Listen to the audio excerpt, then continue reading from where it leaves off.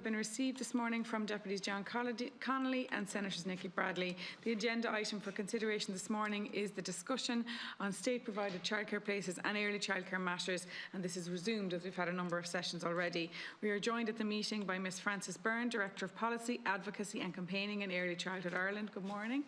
Ms Bernadette Orbinski-Burke, Chief Executive Officer, and Ms Mairead Hurley, Head of Childminding Services from Childminding Ireland. Good morning.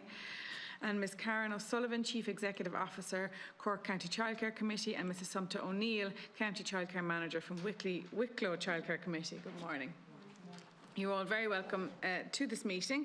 So as I mentioned, the purpose of this meeting is to hear views of stakeholders around issues facing the early childcare sector and on the recent announcement by the Minister of the rollout of publicly funded early childcare places. You may all be aware the committee met with Minister Norma Foley on the 26th of February on these topics. The aim of that meeting was to afford members the opportunity to gather detailed information as to how the public funded early childcare places will operate both at present and into the future. While the recent announcement on this matter is very welcome by members, it is important that there's proper scrutiny and transparency around the delivery of the service. So I know many of you might have been here before, but I'm just going to go through a couple of housekeeping matters. So we have one member on MS Teams. So just to remind you that the chat function on MS Teams should only be used to make the team on site aware of any technical issues or urgent matters that may arise, and should not be used to make general comments or statements during the meeting. I would also like to remind members of the constitutional requirements that members must be physically present within the confines of the Leinster House complex in order to participate in public meetings. I will not permit a member to participate where they are not adhering to this constitutional requirement. Therefore, any member who attempts to participate from outside the precincts will be asked to leave the meeting. In this regard, I would ask if any members partaking via MS Teams that prior to making their contribution to the meeting you confirm you are on the grounds of the Leinster House campus. In advance of inviting the witnesses to give their opening statements, I want to advise you on the following in relation to parliamentary privilege. So you are protected by absolute privilege in respect of the presentation that you make to the committee. This means that you have an absolute defence against any defamation action for anything that you say at the meeting. However, you are expected not to abuse this privilege, and it's my duty as Cathaoirleach to ensure that this privilege is not abused. Therefore, if your statements are potentially defamatory in relation to an identifiable person or entity, you will be directed to discontinue your remarks, and it's imperative that you comply with any such direction. So you'll all be allocated 3 minutes speaking time to deliver your opening statements. The little clocks are under the tellies, and that will be followed by a question and answer session with our members. And I'm going to call on the witnesses in the following order. So we'll start with Ms Frances Byrne, then Ms Bernadette Orbinski-Burke, and then Mrs Sumta O'Neill. So I'll now invite Ms Byrne to deliver your opening statement. Thank you so much, and I bring apologies from our CEO, Teresa Heaney, who I'm merely subbing for, but we had a number of conflicts today. So good morning to everybody on the committee. My name is Frances Byrne, and as the Chair said, I am the Director of Policy at Early Childhood Ireland. I would like to thank the Chairperson and committee members for your invitation today to discuss the state-led services and issues facing the early years and school-age care system. A little bit about us. Early Childhood Ireland is the leading children's advocacy and membership organisation. We work in partnership with almost 4,000 members to achieve inclusive, high-quality experiences for every child in early years school-age care settings, including childminders' homes. Early Childhood Ireland welcomes the state-led Early Learning and Childcare Capital Programme. In the latest figures, although I think they may be superseded shortly, there are up to 40,000 children on waiting lists for places in creches throughout Ireland, while in other countries every child is guaranteed access to an early years and school-age care place from the age of 1 year, whether that is in what we would recognise as a centre or in a childminder's home. So we view this intervention, the first of its kind by government, as a very important step towards increasing the state's role in the provision of early years and school-age care. We particularly welcome the news that the Universal Design Guidelines are to be applied to the development of these new services, including both purchasing and building plans under the programme. Early Childhood Ireland is keen to hear more details about these developments, including timelines for delivery, criteria for assessing applications, and the decision-making process that will be utilised by the Department and its advisory group, which has been established, as well as the participating bodies mentioned by the Minister in a recent engagement with the committee. We would like to emphasise the need for full and comprehensive transparency to apply to all stages of this process. Even if that must be applied retrospectively in year one, it is critical that there are published criteria for success and the lessons learnt this year are made available on an ongoing basis. While this programme and its potential impact are very welcome, we believe that the successful and sustainable expansion of services cannot be truly achieved until serious staffing challenges are comprehensively addressed. There are serious issues, recruitment and retention, and if these are not urgently addressed, this initiative and others simply will not work. Alongside the Employment Regulation Order, Early Childhood Ireland believes that there remain ongoing inequities in terms and conditions between graduates in our part of the system and those who work in primary school, and these must be addressed substantially. Thank you again. I'm conscious of time. I'm going to go slightly over, I apologise, and I look forward to the discussion where I hope we can examine the challenges for this vital area of children's lives, as well as solutions with members of the committee. Thank you again. I've got Ms Byrne now. Ms O'Brien-Skipper, I invite you to deliver your opening statement. Thank you. Chair, Deputies and Senators, thank you for the opportunity to address the committee today. Ireland relies on childminding for a significant portion of its childcare capacity, and that capacity is now showing clear warning signs. Childminding Ireland is the national body for childminders. We support over 3,300 childminders and more than 10,200 parents. Childminding is a core part of the national childcare infrastructure, relied upon by tens of thousands of families every single day. At least 13,000 childminders are working across the country, and that figure is likely to be materially understated, whilst up to 40,000 children under 3 are already on waiting lists. The sector supports safeguarding and quality standards. We are increasingly concerned that the current regulatory approach is placing the sustainability of childminding at risk. The Working Group Reform Pathway originally proposed a supported migration into regulation, including infrastructure, mentoring networks, training and investment. The principle was simple: build the foundations first so childminders could transition confidently into regulation. However, we are now seeing warning signals from the workforce. In a recent survey of childminders, only 24% intend to register, 32% intend to leave the sector entirely, and 44% remain undecided. That is not stability, it's a workforce hesitating. Among the most engaged childminders, progression is very low. Of 634 childminders who completed pre-registration training, only around 15% have gone on to register. This is not resistance to safeguarding. The concern is that the regulatory system designed for creches are being applied to home-based childminding. We're also seeing barriers emerging beyond the regulations themselves. So we are asking for 4 practical steps: a system-wide review, independent review oversight, genuine input from childminders themselves in shaping solutions, and a pause before mandatory registration in September 27 to allow this work to be completed. The question now is whether we respond or wait until childcare capacity has already been lost. Thank you. Ms O'Brien-Skipper, and now we move to Ms O'Neill.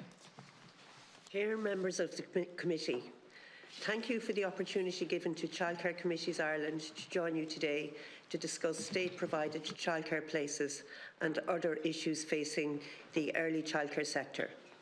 For context, Childcare Committees Ireland is the umbrella group for city and county childcare committees, also known as CCCs, and they provide a representative structure for them. There are 30 city and county childcare committees which operate at local authority level throughout the country. The network of CCCs was established under the Department of Children, Disability and Equality to provide the local implementation of national childcare policy.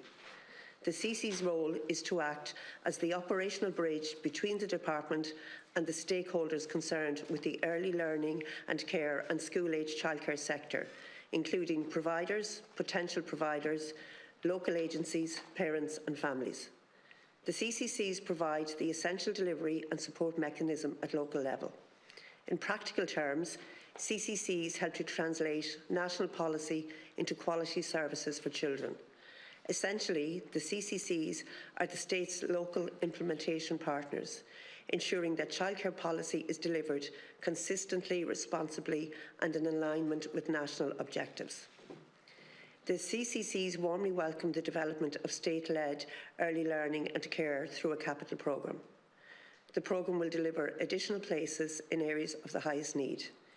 These additional places must accommodate children when they are aged 1 to 3 years of age and then continue until they start school. The CCC's role within the programme is to support the initial scoping of projects, working with community, early learning and childcare operators, local authorities, developers and/or other interested parties. The local CCCs will support the preliminary submission to the department. The department has engaged on several occasions with all CCCs to update them on the state-led capital programme. CCCs are uniquely positioned to work with organisations at the very earliest stages so that they can identify emerging pressures, regional disparities and implementation challenges.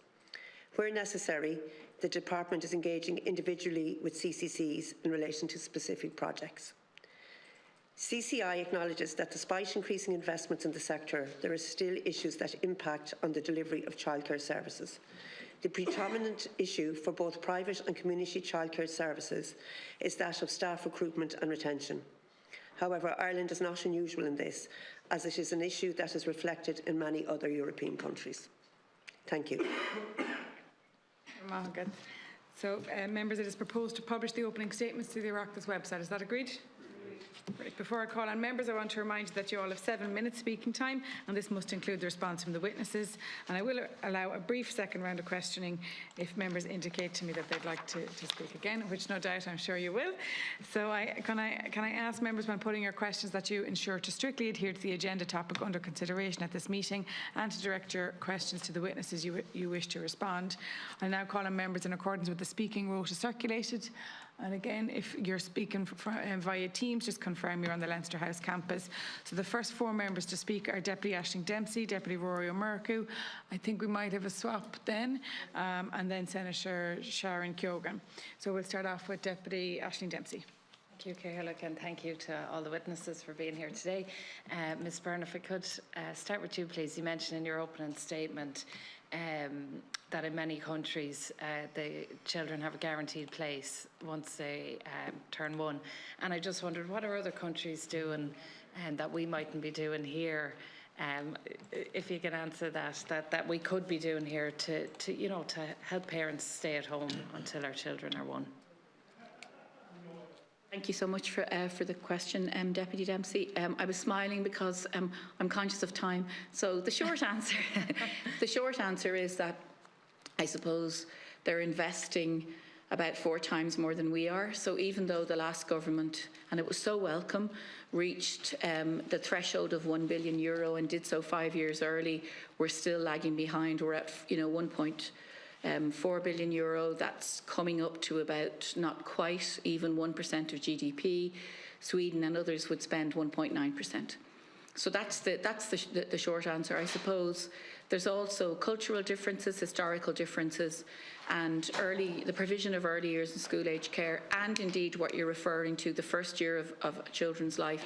It's all seen as a public good. It's all very much taken for granted. It's built into employers' systems, if you like. So that all supports then what happens. And I think the final other difference between us as of now and those countries is that, notwithstanding the great work of the CCCs, in those countries, what we for shorthand call childcare is delivered via local authorities. So there's 2- and 5-year planning cycles. They know the numbers of children who are coming, so they're in that strong position to contact families before their child turns 1 to say, Francis, we have found you a childminder down the road, and there's also a setting. Go and have a look and make your decision what suits your child best. It sounds like nirvana to Irish parents. Yeah, absolutely. Thank you very much. And then, Miss O'Neill, if you don't mind, could you tell us how many interested parties have been in touch with you already in terms of the state-led provision of childcare, and how many do you think of those, even percentage-wise rather than specific numbers if you don't have it, how many of those do you think will actually meet the criteria that is providing the 100 spaces in an area of real need and not already a private service? Okay, thank you, Deputy Dempsey. I suppose really what I can only do is talk specifically about Wicklow as such. While we're here to represent CCI, I suppose specifically, I can tell you in Wicklow. And in some ways, Wicklow would be a similar county to Meath, insofar as we'd have very rural areas, then obviously would have very urban areas, and then obviously our proximity to Dublin as well. So in Wicklow, we have 2 projects at the moment that we're looking at. One is a greenfield site, and then one is an existing building. So both of them would be one is in actually very rural West Wicklow. And actually what happened was we've been working with this service for 18 years. Because what happened was under the National Childcare Investment Programme, which finished in 2008, they actually had an application in for a creche. But then obviously with austerity measures, they didn't actually get the funding. So we've been working with them that long. So they're looking at a greenfield site. And then the other one is an existing building, which we're not sure really whether it'll actually work out or not. So that's in relation to what's happening in Wicklow. And I'll pass you over to my colleague now, just she can fill you in on Cork. Yes, so in Cork we're also working with 2 different organisations, and very much like Assumpta, one of those organisations we have been working with for the last 15 years. And it is an area of high disadvantage where the market has yet to provide full-day childcare, and really it seems that the only option is for a community service. But getting a community service, getting the funding available for a community service to start a childcare service from scratch is incredibly difficult, and really can only be achieved through the state-led childcare programme at the present time. The other group we're looking at is a potential very quick project, in that it is a building attached to a local housing development, and it's at Shell and Core already. So a building like that could be turned around really quickly as long as it meets the criteria, but we're in discussion with the department around those. And I know across the country there are probably maybe another 6 or 7 projects that are currently in discussion with the department, because those are groups ready to go. They have buildings available to them, ready to go through a purchase and refit. So Thank you very much. Thank you. And Ms. Orbinski-Burke, is that correct? Thank you. Just in terms of childminders, they're really important to so many people, and provide just a fabulous service. We do know that, and I can understand maybe their hesitations in registrations and putting themselves on a formal set, and I can totally understand that. And your recommendations, your recommendations do seem quite valid and everything like that. But say the recommendations 1 to 3, do you not feel there's any possibility that we could do them within the September 27 time frame, if all parties were brought together and worked really hard on it? Because I just think there's benefits here for childminders to register, and if we ironed out all of the other issues, do you think it could be done? Well, I suppose everybody would like to stick to the original timescale if that were possible. Yeah. But it is a crisis. It absolutely is a crisis, and we really do need to understand the blocks and find the solutions and implement changes. So I do think we need that vent so that the pressure doesn't build up and people leave when the solutions could be coming.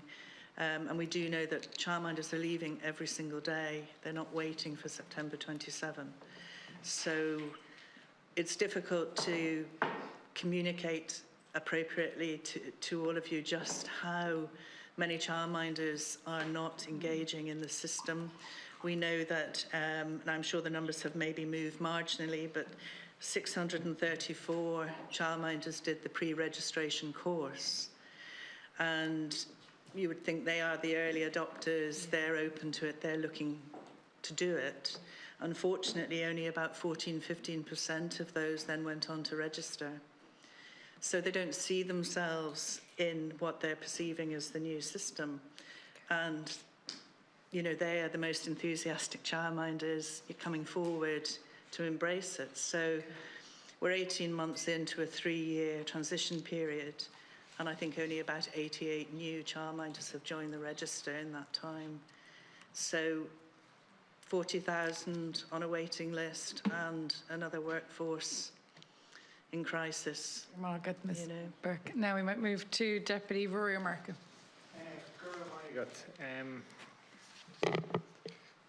Right, we're talking about, for Childminding Ireland, about 13,000 childminders.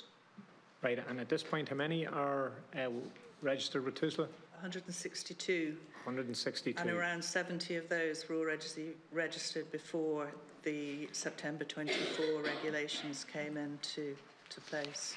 Right, that doesn't sound like it's a resounding success so far.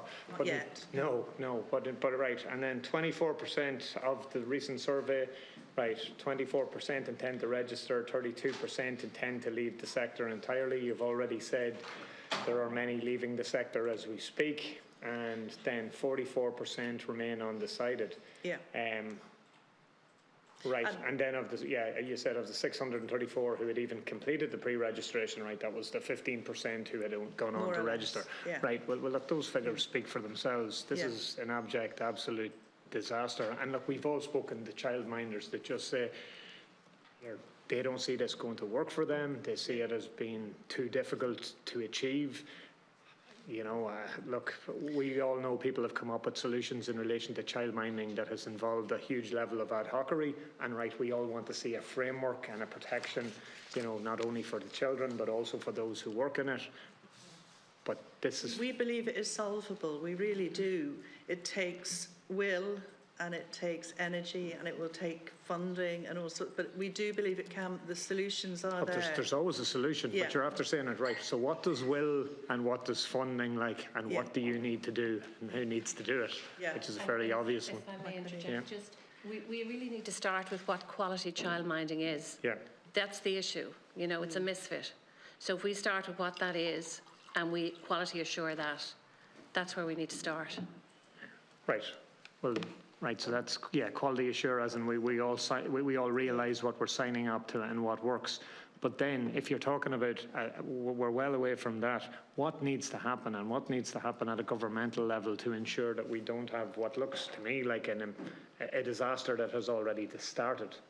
Well, we would ask the committee to take our concerns to the Minister and her officials and ask them to work with us to try and secure solutions. Right, well, see, that's okay. So you've had no major engagement at this point in time with the Minister? No, right. Well, despite requests. Right, despite like multiple requests? Multiple requests, Right, well, I don't think that's good enough in any way, shape or form. We stopped requesting a little while ago. We stopped requesting a little while ago because it wasn't happening.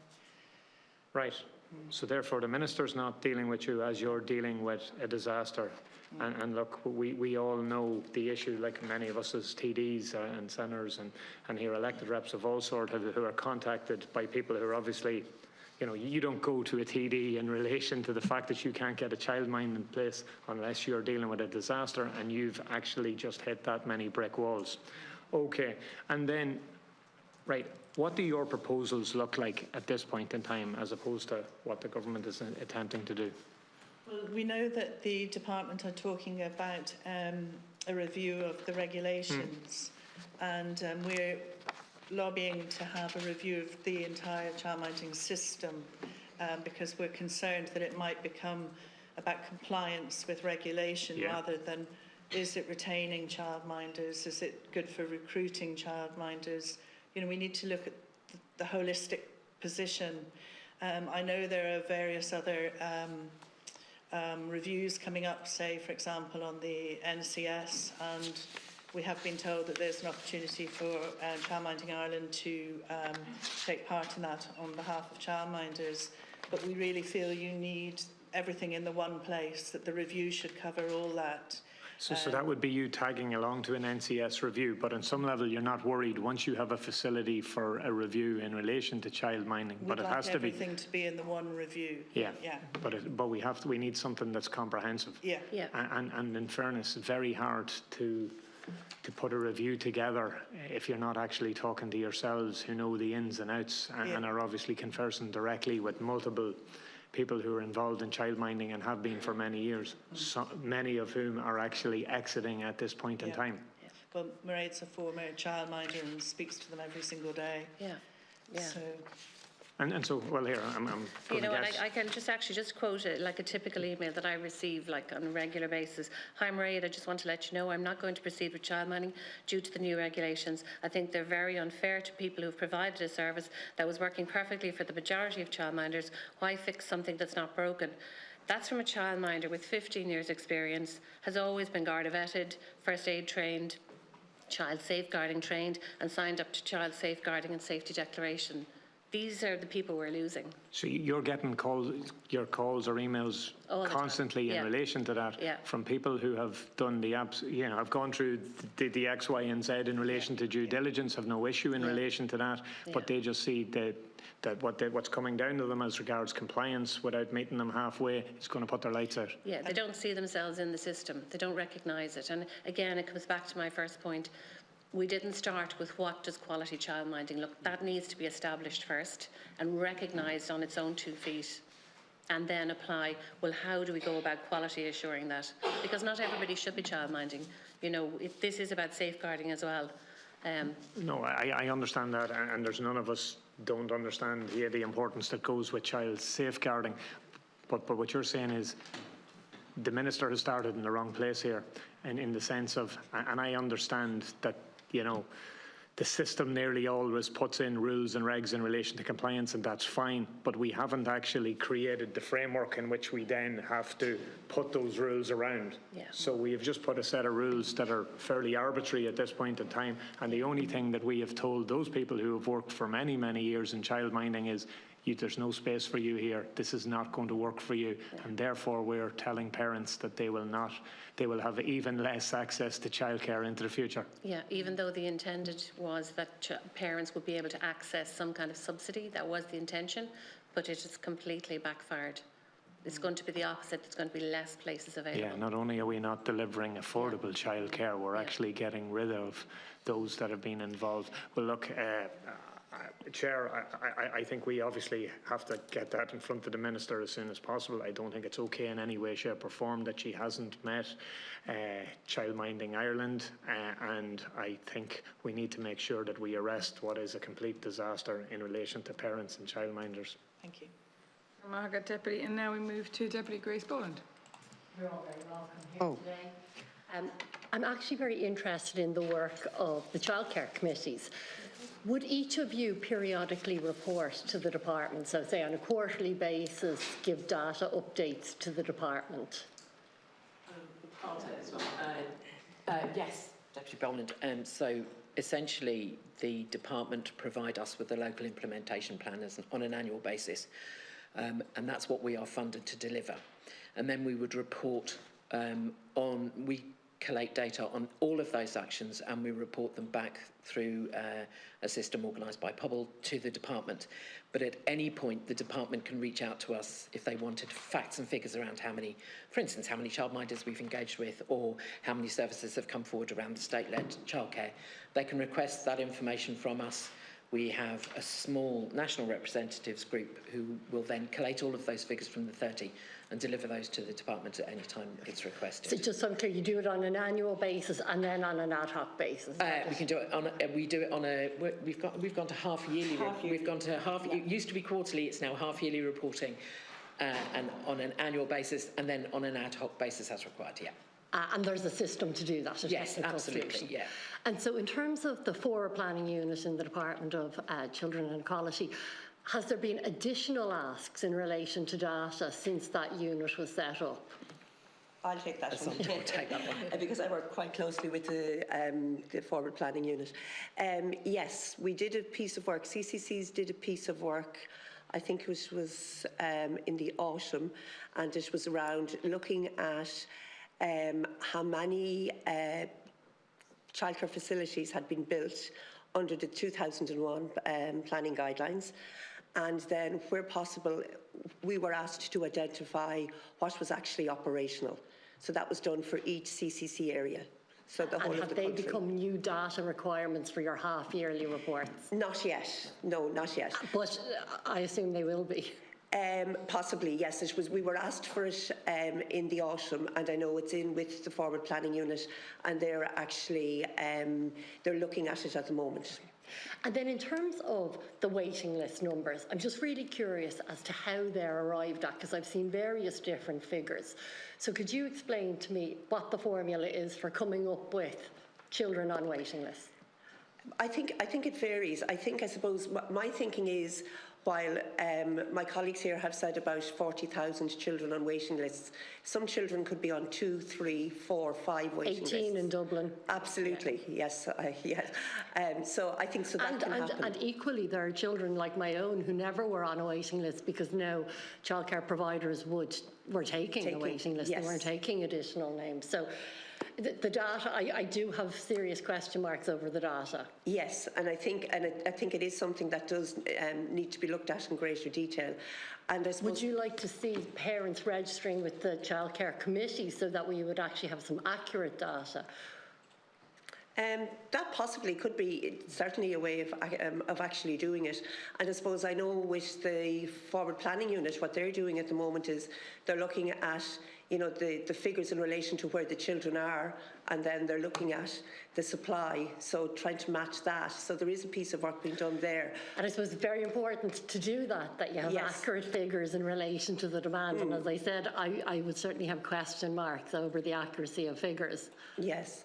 Yeah, so I'm not really sure how you can match up and deliver good policy if you don't have good data. Yes, and it is very difficult. And I suppose that's why, too, we're very different to schools. And people would say, well, look, it's very easy.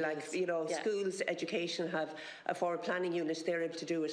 But I suppose the difference is, as we all know, children are, before they start school, are minded in so many different ways.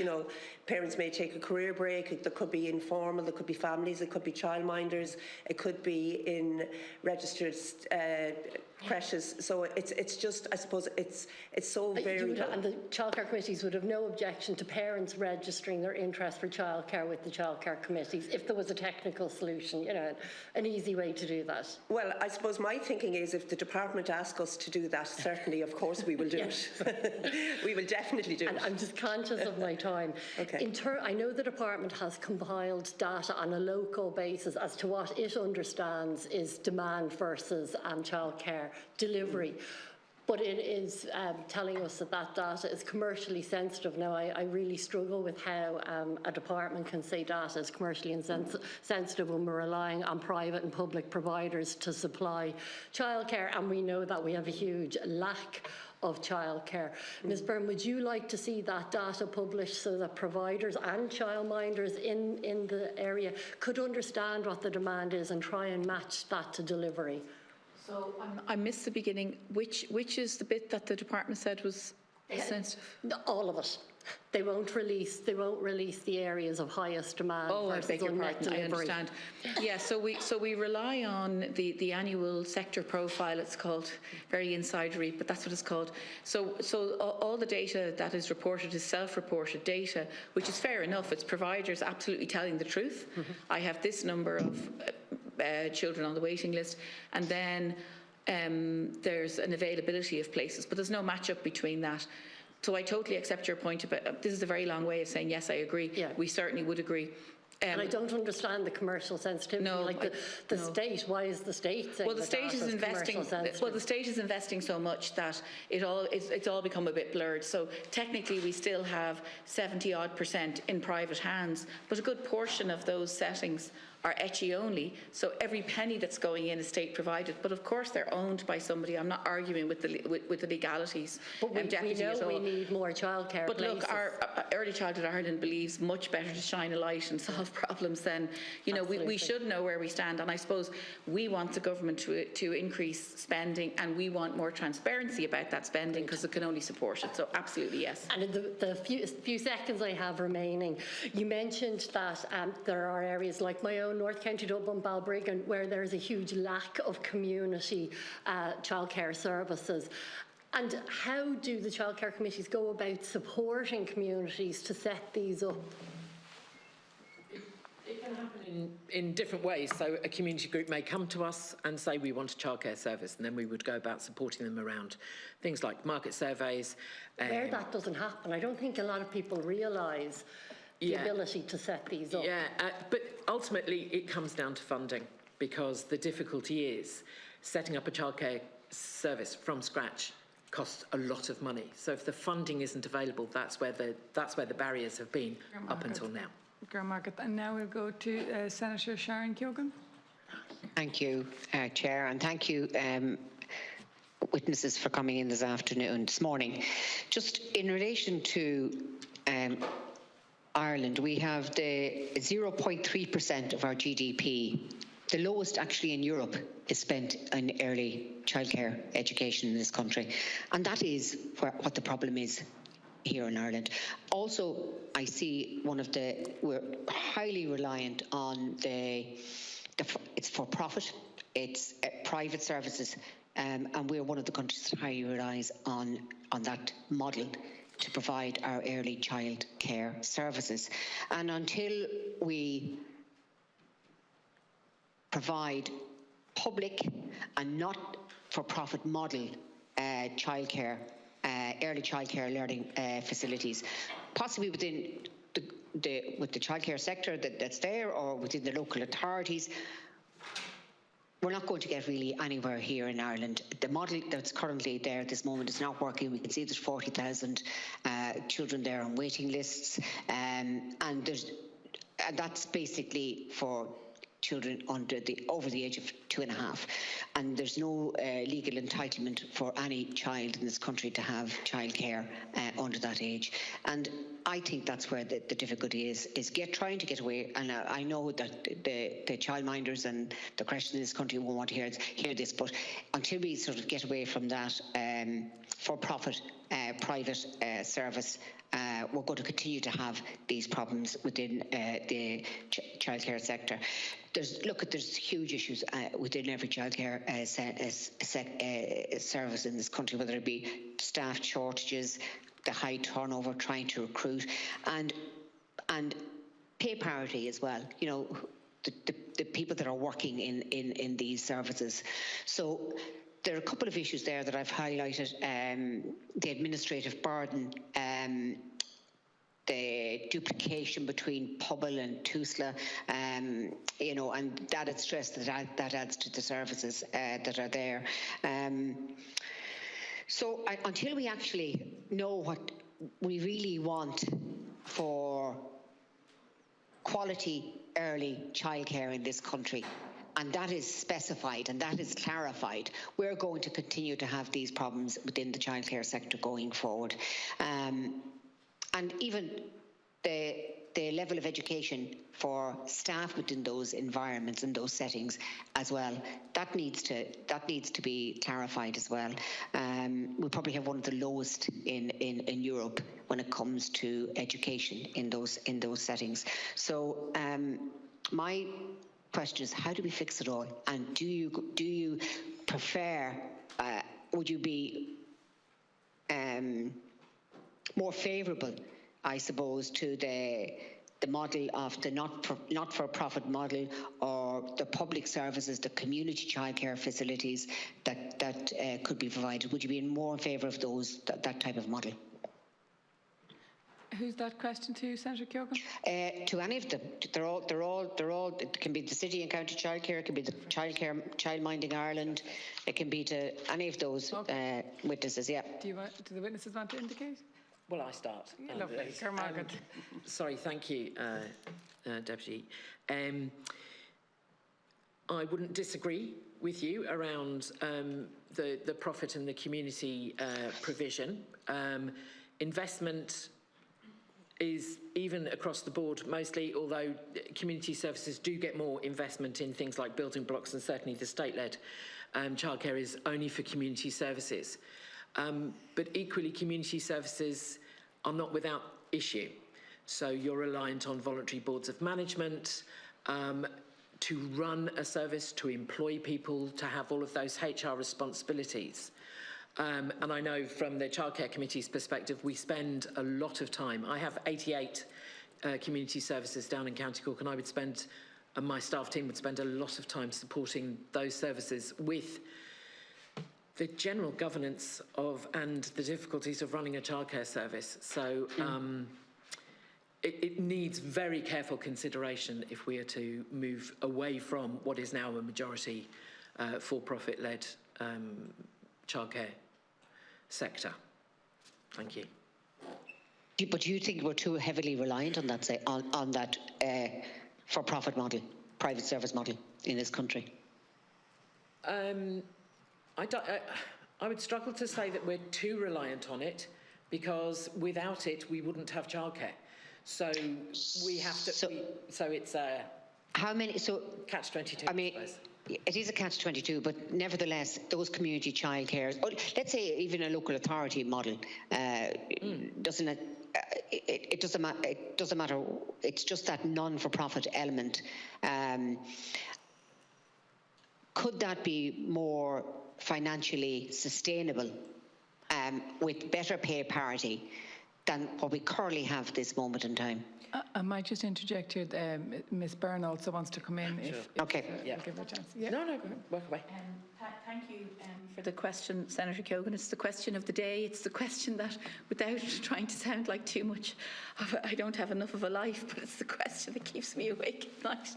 Because as the Director of Policy for Early Childhood Ireland, I wish I could answer it in a sentence, but of course you've hit the nail on the head, but it's very complex. So what Early Childhood Ireland would like is a political vision. We would like to hear from government to say a vision. There's lots of talk about a public model, as you've just raised. Do we mean fully public, as you've just said? Do we mean more publicly funded and more managed? We would love a political visionary to stand up and say, this is what my party thinks. Or indeed an independent could do it if they were in government. I'm not discriminating. And by 2035, by 2050, this is what our system will look like. But then there's presumably one of the reasons why that hasn't happened, to be fair to all of you elected representatives, is it's the middle in-between bit that's really complex. This isn't Denmark in the 1950s. We have settings in Early Childhood Ireland that are on the go since the 1950s. They're all in private hands. They may not be making much money. They may describe themselves as services, but they are in private hands. There are also members who have literally borrowed and invested millions in all of that. So there are conversations, complex conversations to be had. But the most important thing, sorry, I'll be very quick saying this, in the countries where it is fully treated as a public good, that's where we know the highest quality for children is delivered. And that's the big selling point. But there are nearly 5,000 settings, and somebody needs to have very serious conversations with them about the transition to public, if that's what it's going to be. And if it's not going to be, the Minister's current consultation that's about to come is very welcome. But we need to hear what the vision will be if it's not that, and how can we guarantee a place to every child and high quality experiences to every child if it's not going to be public. It's not that we're not married to either. We think it's a public good. It should be treated as that, but we're realists. This is not a brownfield site. So there are very complex issues to be ironed out, but the end vision needs to be about children, access, high quality experiences for every child in their community. Margaret. And now we move to Deputy Aidan Farrelly. Thank you, Chair. Thanks everybody for being here this morning. With all that in mind, is the need, Ms. Byrne, for a single agency now greater than ever before? It's certainly as great as we first looked for this in 2019, and we were delighted to see it in the programme for government, and we know we kind of had a little panic when it wasn't in the current one, but actually the work is ongoing. As to the best of our knowledge, it's still on track to open, we think, not before 2028. We'd love to be wrong about that, but it is absolutely needed. And to be fair to the department, they've set up an expert group to progress that, and they haven't just waited. Like we would watch everything, and certainly what the colleagues from the childcare committees have described is exactly what we have observed. So there are much more, I suppose in some ways, more demands being put on the CCCs in some ways, but there's an awful lot of improved engagement. CCCs are a key part of the infrastructure, so is Pobble, so is Tusla, obviously, and there are others that move in and out of, no one talks about the Department of the Environment coming out to look at kitchens and all of that. So we absolutely think that the reason we looked for it is a very negative reason, which was to do with the dreadful expose in the summer of 2019, where, on RTE, which was terrible. But when we actually stood back and analysed it, there were people across the board involved in state agencies who were aware of issues, but it's not that they weren't speaking to each other, they meet each other all the time, but there was no central place for them to share intel and so on. So actually there have been key improvements that we are kind of seeing across the board, where clearly the department is getting ready for the agency. But yes, it's just as needed, and certainly with a growing number of children and a growing number of settings, absolutely, it's more than ever needed. Yeah, but we're hopeful. We think we've no reason for thinking it's not coming. And I kind of, since taking up this very privileged role as a spokesperson for our party on the issue, I remember meeting so many stakeholders at the beginning and hearing about that kind of that need for visionary, or that need for long-term planning, and to kind of bring everything together into some sort of structured future for the sector. And that's kind of where I came up with Childcare, in the idea that there'd be some sort of multi-governmental policy that would outlast any sort of programme for government, or that, and while Childcare is not without its flaws, I think provided that template by which a new minister would pick up from where the last minister left off, and the policy goals outlived.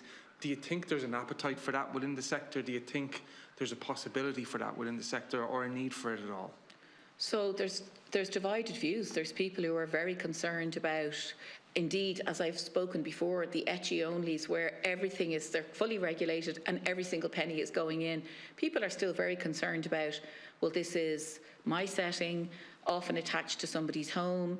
I really want to understand, and that's one of the reasons why we're saying there needs to be a vision and clarity. So there will be difficult conversations. There's no point in pretending there won't be if people are around that long and all of that.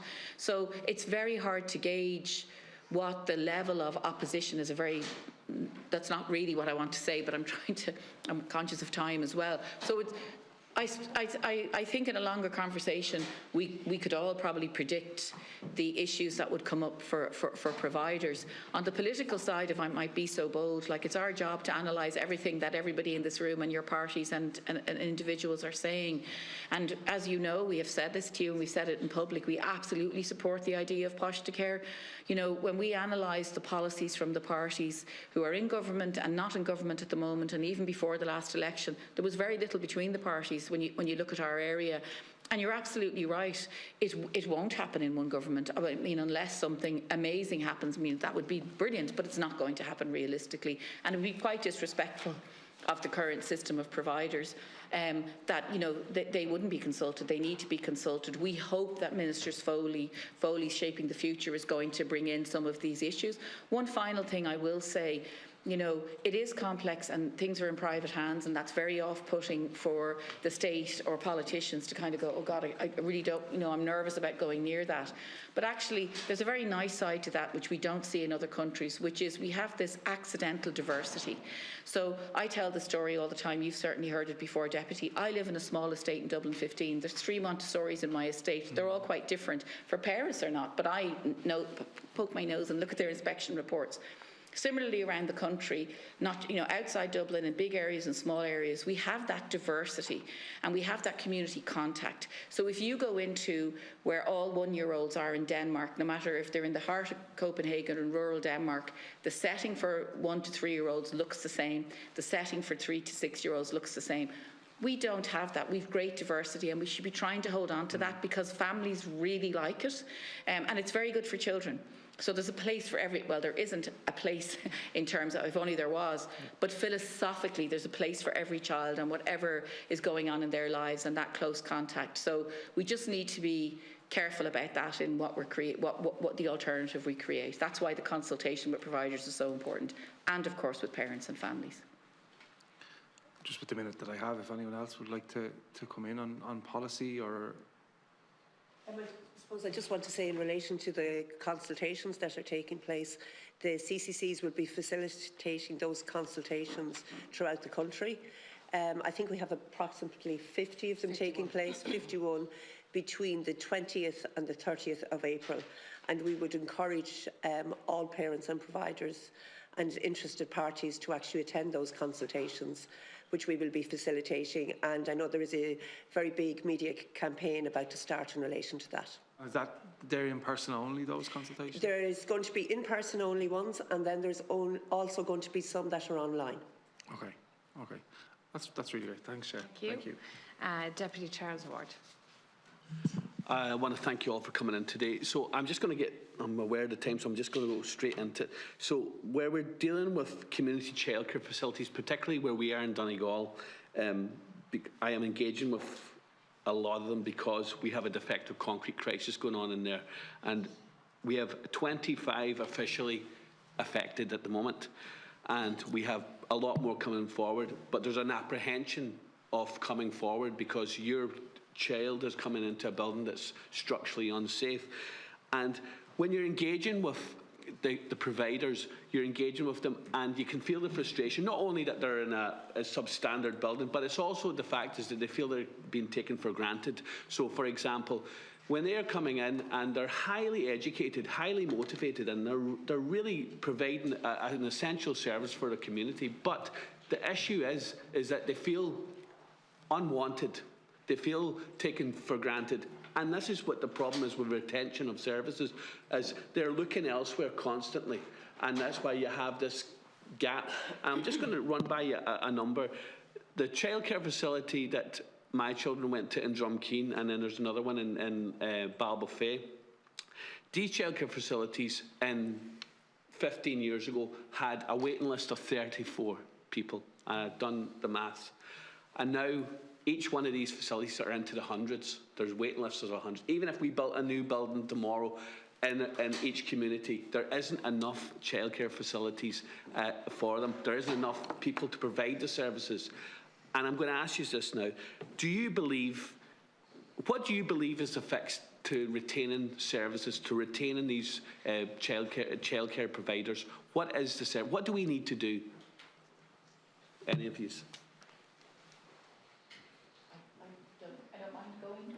Yeah, so it's like what I said to Senator Keoghan a few minutes ago, Deputy. It's investment. Actually, the Senator said it herself. Yeah. It's investment, and notwithstanding what Deputy Boland said, I agree. I mean, I know people who have put their children on multiple waiting lists. So it's not that the waiting lists aren't an issue; they are, but it's a number of places, and it's the data management and all of that. And look, we're confident that's coming, but of course that's no good to a parent who's waiting for this September or even the one after in some parts of the country. So we certainly need greater investment. And while it's very hard to answer the direct question from Deputy Farrelly about what does it look like and all of that, the question that we can confidently answer in Early Childhood Ireland is that if any minister asks us, and every minister in the last few years has asked us, if new investment came, where should I start? The answer is always with staffing, always. Because obviously nobody wants to see people on very, very low wages working with young children. I mean, it's just immoral and unethical. But also there is a disparity between the graduates in our system and teachers, which shouldn't exist.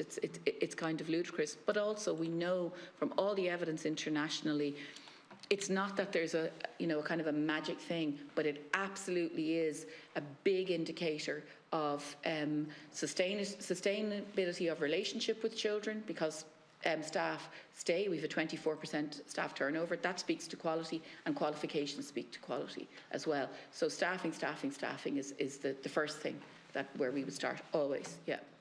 Ms. Urbinski-Burke indicated to come in there as well. I would just say as well that it just speaks to the point that we need to preserve childminding in these areas, and certainly in the West where there are few creches. Childminders are the core of the childcare facilities, and certainly we were looking at Dr. Maxwell's review. He reviewed the regulations initially, and his recommendation is that there's a need to secure good quality standards in a way which does not lead to major exodus of providers or substantial reduction in new recruits. And I think for us, it comes back to the same thing: protect what you've got, make sure the new system encourages recruitment and retention. So, that would be of help to you in that situation, I'm sure, if you had childminders flourishing in your area as well as community centres. I think, particularly in Donegal, we've got a ATU there, and they're providing, they're training the childminders up, and you can see them coming in, but you also can see them leaving at the same time. You can see they've come in and they've had hope, and when they're in the system for a couple of years, there's a frustration that creeps in. And like, I deal with a lot of these childcare community groups, and you can just see retention is the number one issue. The number one issue. So I'm just going to move on quickly. Has there been sufficient engagement between your organisation and the department? And is there an opportunity for childminders to input into any consultations that will take place? I'll ask you, Bernadette, that if you don't mind. Yeah, I mean, we have had contact with the department, obviously through the bodies, the steering group, for example. I would be a member of the steering group, and colleagues on the communications group. But we do, there are many other organisations represented, and purely by being present, you can't necessarily impact on the outcomes. So, and we know that certainly when we've had childminders that have been in some of the advisory groups, when the regulations were being originally created or modified, there was some dissatisfaction there, the feelings that they were present, but they weren't necessarily being listened to. Okay. And I think it's about trying to engage childminders who will actually have real input to find this, because they're the ones who know the solutions. May I just interject? Yeah, just to sort of say, just to back up that point, at that time, just before the regulations were published, I brought a senior department official and a senior TUSLA official to visit two quality childminding settings, one in Wicklow and one in Wexford.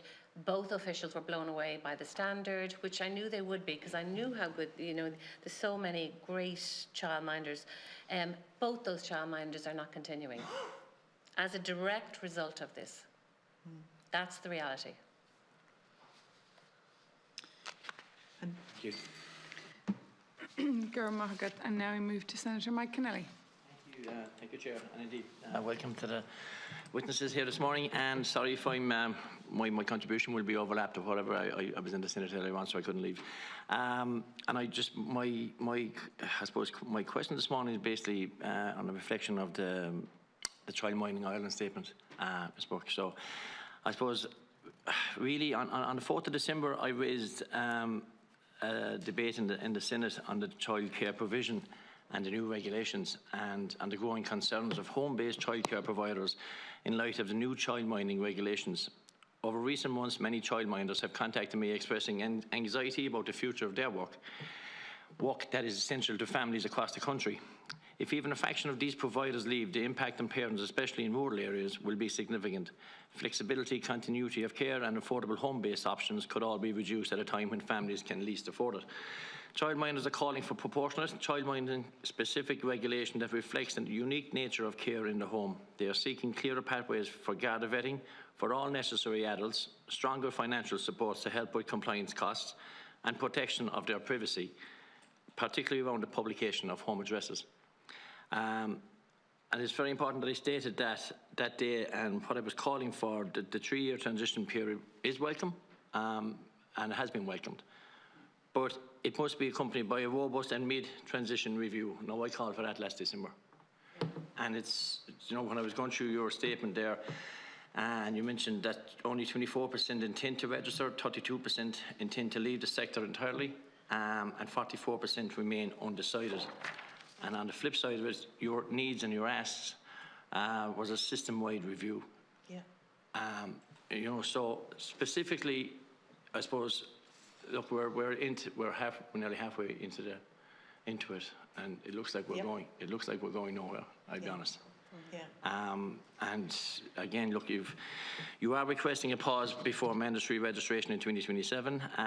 Can you outline what concrete outcomes or reforms must be completed during that pause to ensure childminders can transition into regulation without destabilising the sector? Because the sector, it will crumble if we don't keep these people on board. So, yeah. Thank you, Deputy.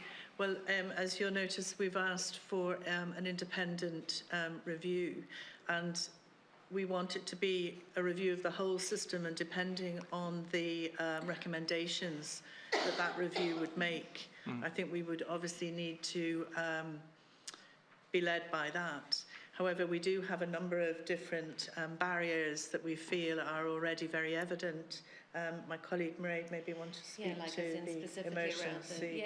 So some of the examples, so why the regulations, and I suppose it's again, I mentioned earlier that we didn't start in the right place with this. We didn't start with what quality childminding looks like, and this is probably a lot of the reason why we are where we are.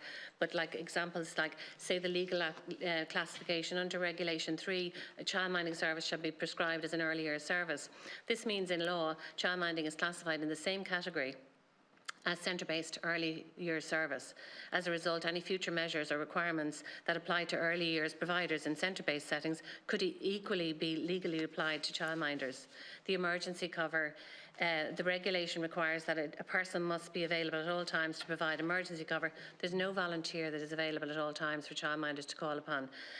But the biggest problem with this, a lot of people feel that this is like their backup person. But that emergency cover only covers for literally emergency only. If a childminder requires cover for any personal reason, for themselves or their families, this is not allowed. So if a childminder needs to attend an essential appointment, the regulations require that they close the service. So, whereas in practice, childminders would previously have arranged for a vetted person known to the children, agreed with the parents, to step in to cover while they attend the appointment. But under the new arrangement, this is no longer permitted. So the childminding service must close. That's not going to be good for families, it's not going to be good for parents. So children with additional needs, up until now, a childminder, if they were registered, so particularly Etche, as you spoke of earlier, they could employ a person with AIM support, but now under these new regulations they can't do that. So you have childminders that have to turn away children with additional needs because of these new regulations, whereas before they could do that. The childminding service handbook, it's excessive, it's generic. Every childminding home is different, and how a family lives within that home differs also. A childminder cannot remove anything from this handbook. It's part of the regulations. They must adhere to it. Under Regulation 11, they have to adhere to what is stated in this book, even though they didn't write this book. It was written for them. They can't take anything out of it. They can add to it. This handbook itself, one part of it, so there's 26 pages in the book itself, and there's another 26 pages of templates and forms. This is the reality of what you're trying to apply, regulatory tools that were originally designed for centre-based to home settings. I could go on. Yeah. It's just, look, I suppose we're at a cliff edge in relation to childminding, and especially in rural areas where I represent. So it looks like this model is not working. It's not We working. do feel there are solutions, though. Yeah. You know, that with will and work, solutions can be found if people will listen. Yeah, and the pause is critical. We need Yeah. the pause, and we need the system-wide review, and we need, experts in the field like quality, experienced childminders, to lead this. They need to be the main central contributors to this. They understand how it works and how quality childminding works and how it works in homes. Yeah, I just hope it works. So do we. We're very, very I think fearful. our window of to making it work is actually closing. Yeah. Before the regulations actually, when is the September 27th. September 27th? But for people already to register, there's a date on that, isn't there? in advance of that, 3 months in advance of that. But the Certainly in the last 5 months, we've noticed a considerable increase in the number of childminders leaving. They're already leaving. They're making up their They're not mind waiting. already. They're moving out of the sector completely. They're moving out of the sector already, yeah. We're going to face an avalanche here, guys. Yeah, absolutely. Thank you. Gormahagat, and now we move to Senator Margaret Murphy O'Mahony. Margaret Carhirlock, I'd like to start by welcoming you all in here today and acknowledge the great work that you do. I suppose this is a very, very important issue. I'm very conscious of the service providers, of the workers, and I suppose who are often forgotten about in this conversation are the parents who are passing over their most precious possessions to service providers. And behind that is often a guilt of having to go to work or deciding whether someone should go back or whatever. So I think it's very important to remember parents in every discussion. I'd like to start, please, with the City and County Childcare Committee. So Ms O'Neill or Ms O'Sullivan, just going back to the workforce recruitment and retention, which is obviously the same as was in any sector. But again, I suppose because we're dealing with our future when we're handing children over. Can you just expand a bit more on what interventions would help with recruitment and retention of your staff, please? I suppose the most welcome development over the last number of years has been the employment regulation orders, because obviously prior to those, childcare owners could pay their staff as long as they were paying them the minimum wage. That was all that was required of them. So the EROs over the last number of years have at least brought in a degree of stability and recognition of, if you have got a qualification, you're entitled to more money. I think we could all argue, sitting around this table, that the EROs probably haven't gone far enough, but that's a decision that we don't have any control over. I think the fact that for people working certainly in ECCE only services, so those that are working the same as the school terms, the difficulty there is they don't get paid during the summer. That's not how the funding works. So for them, they have to sign on in the summer, and that's, if you're holding down a job, a permanent job, having to sign on over the summer isn't easy. So, but again, that's the way the funding works. But that makes it more difficult. And then it is an employees market at the moment. So because there are so many childcare services, we're finding childcare educators moving around. They might be looking for a different experience in a smaller service or in a large full daycare service or with different age groups. So they can move around and actually, gain more experience. We do our level best with, we would do careers fairs, we go and talk to third level institutions, we go and talk at the ETBs to students. We would go, occasionally we get invited to secondary schools as well to talk to people about careers in childcare. But it is a vocation. It is, it is a difficult job dealing with very young children. Yeah, you'd want to want. You need, yes, yeah. And that shouldn't be the be all and end all. It shouldn't be that, your desire to work with very young children is what persuades you to stay. Yes. It should be. Okay. It should be recognised, but I think through the workforce development plan, through nurturing skills and paying for people to go to university and do their level 7s and level 8s, through the support of nurturing skills, through the childcare committees, we run the bursaries, paying for people to do their level 5s and level 6s. So there is the support out there, but things like the EROs really would help, but that's beyond our scope. Okay, thank you. And Childminding Ireland, you expressed concern that creche-style regulations are being applied to people who mind children in their homes. Can you just expand on what particular elements do you see? Obviously, there are two different settings. Yeah.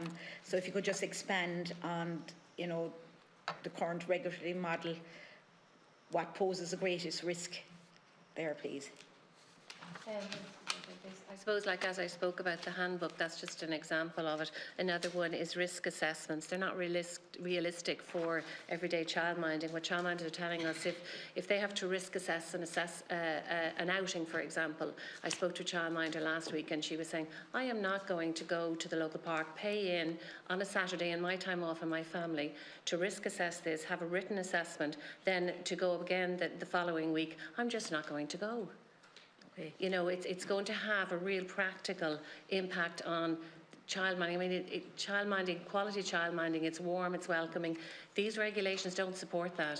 Okay. They actually inhibit it. Okay, thank you. And then Early Childhood Ireland, Ms. Byrne, you highlighted the inequities between early years graduates and primary school staff, which I totally agree with you. And there's a huge comparison in the work they do and a huge, I suppose, cross similarities, What reforms would you like to bring in to see this change?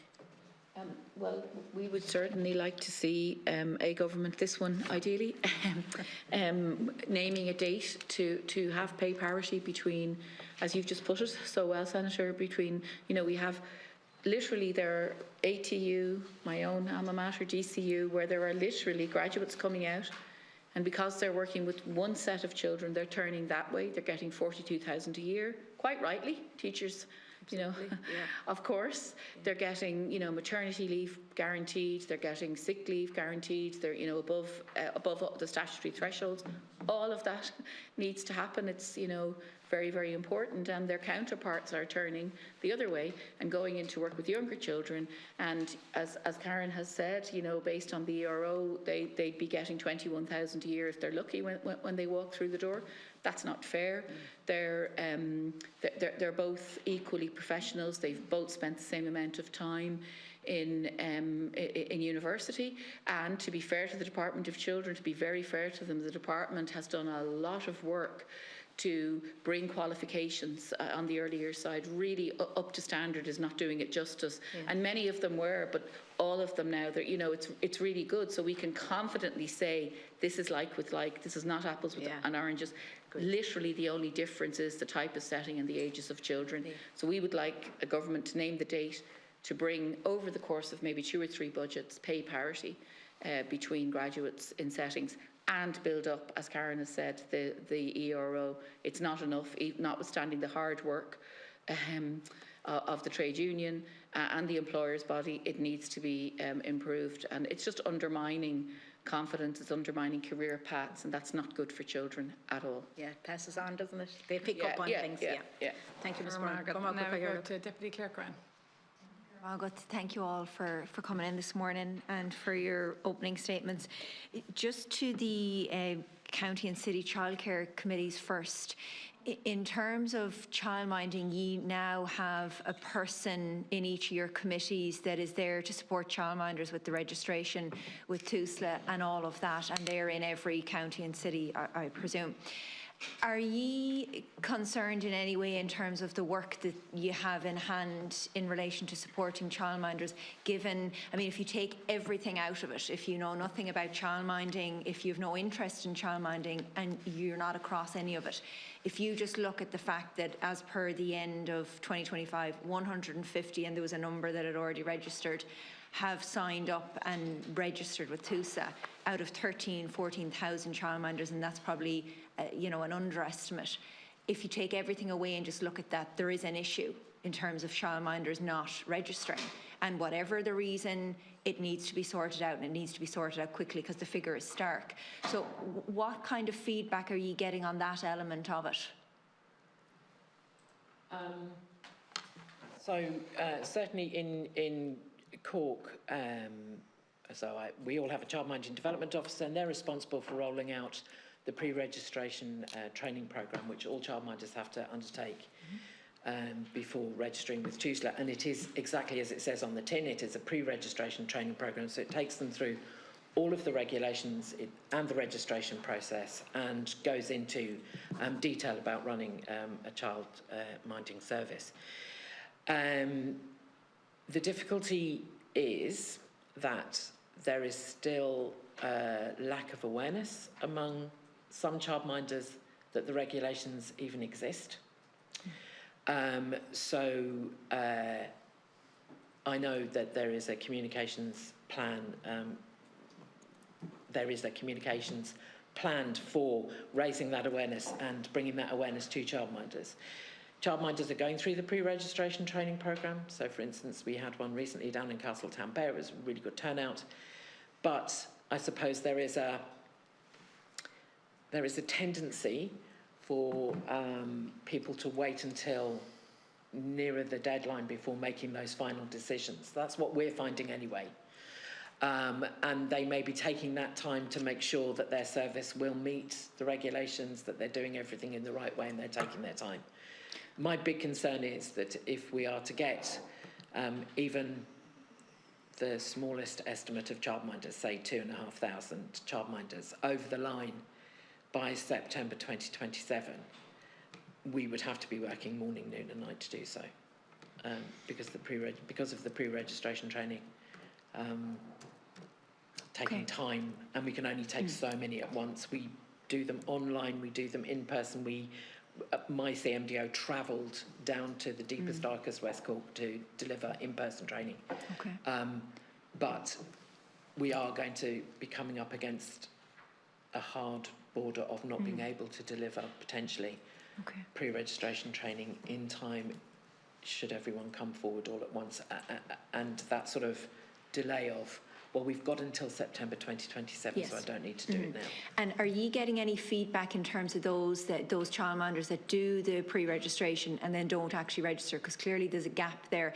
Are you hearing back in terms of, and some might wait and they wait for the deadline, that's fine, but are you getting any feedback in terms of, like, if I went to a pre-registration, I was happy enough, I'd just register, you know, I wouldn't think overly too much about it if I'd done the registration course and I was happy enough. So are you getting feedback in relation to that? Yeah, we were asked, weren't we, our CMDOs were asked to contact childminders and ask for their feedback, and particularly those who'd undertaken the pre-registration and hadn't gone on to register. And for a lot of them, it was, oh, there's no rush. Okay. They seem like the people who've gone through, the childminders who've gone through the pre-registration training have found it very helpful. They haven't found it particularly onerous or difficult, but there doesn't seem to be an urgency, is what we're getting back from the childminders at the moment. Okay, and then the persons then that are in these roles, the childminding development officers, are they across the detail of what the inspections are going to look like, and are they able to share that information with childminders as part of the pre-registration? So at the moment there is what's called a pre-registration assessment. So TUSLA will come out and have a look at the home and talk to the childminder and make sure that it will meet regulations. And yes, TUSLA have done sessions with our childminding development officers to explain what that looks like. But obviously, TUSLA are the ones who make those judgments, and they can't impart all of that information over to our childminding development officers. But it is part of the pre-registration training as to what that pre-registration assessment looks like. And TUSLA have a dedicated number of inspectors who are undertaking those pre-registration assessments and are available to childminders to talk to.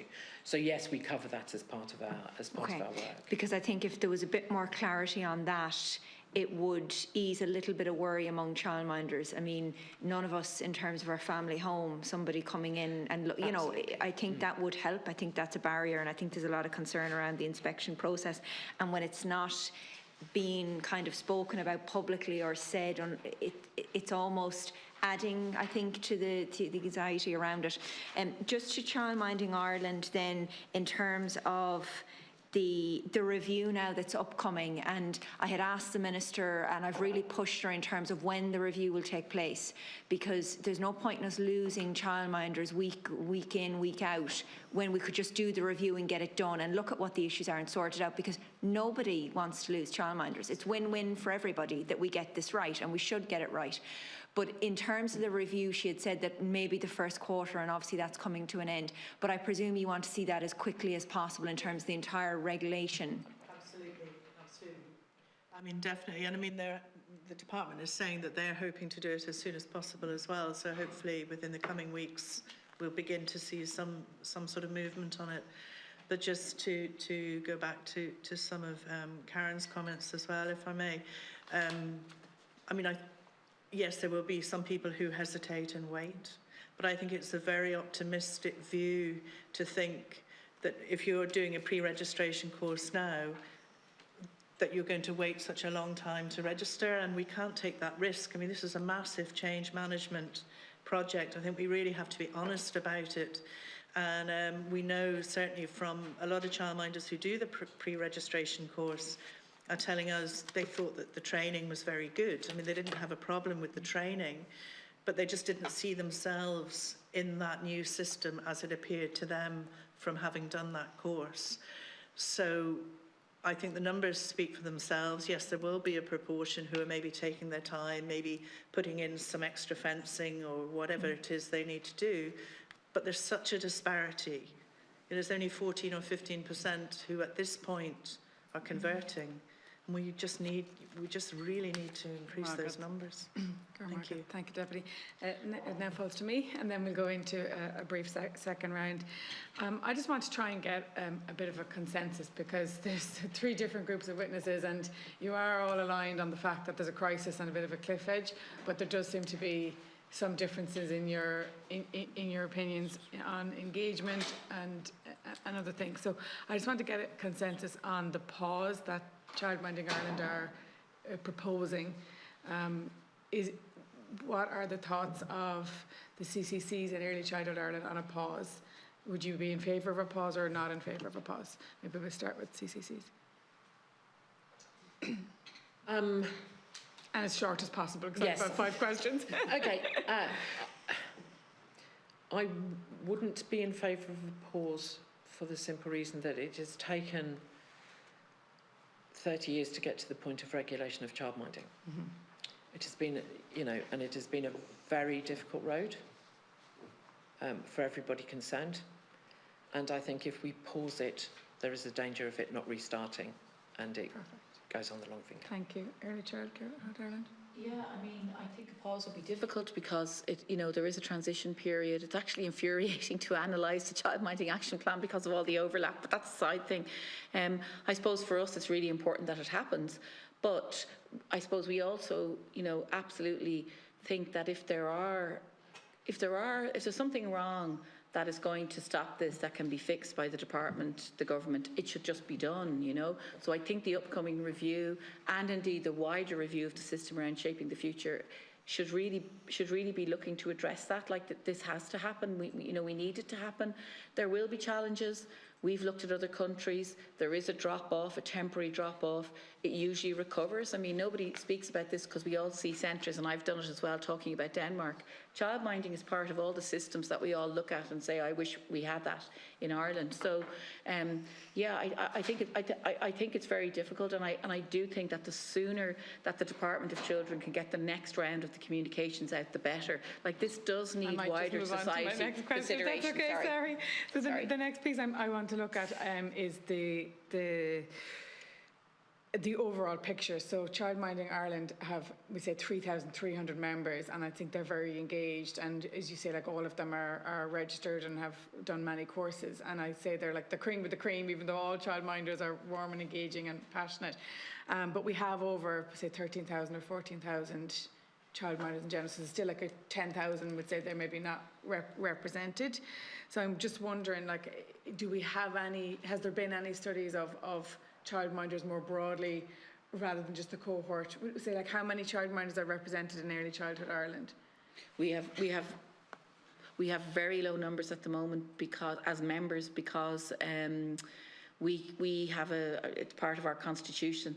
You can't join us. So whether you're a setting or what we call a setting or a childminder, you can't join unless you're registered. Registered with the state, so to speak. Right. Yeah. So you have to be able to provide us with a particular number that the state gives you in order to join us. Is that the one that you get when you register with the CCCs? Yes. Okay. No, with TUSLA. TUSLA. Yeah. So you have to have so you have to be registered with TUSLA to be our member. But we have seen it growing. What we have been doing though is we've been sort of preparing for this, knowing it was coming. So for the last few years, we've built considerable expertise from international examples where we have seen it go very badly in some countries and understood why.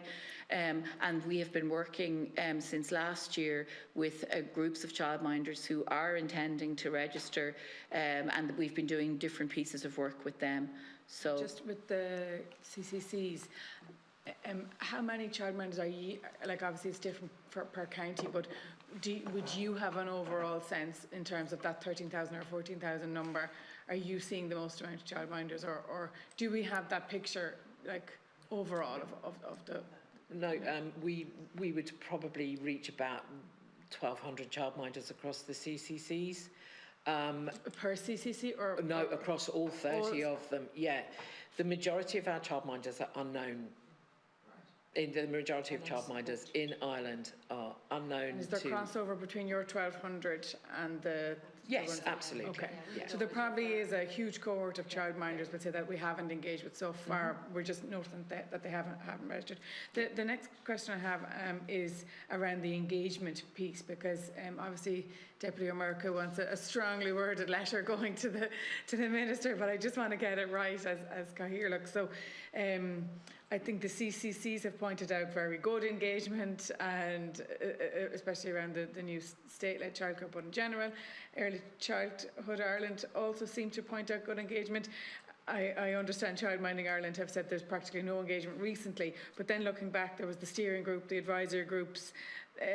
I think, Ms Hurley, you pointed out that they haven't come to see what quality childcare looks like, but then the Minister and TUSLA did come to see a quality setting. So I just want to get clarity on across the board on where are we on engagement. Yeah, I suppose the problem is because it wasn't established formally what quality childminding looks like.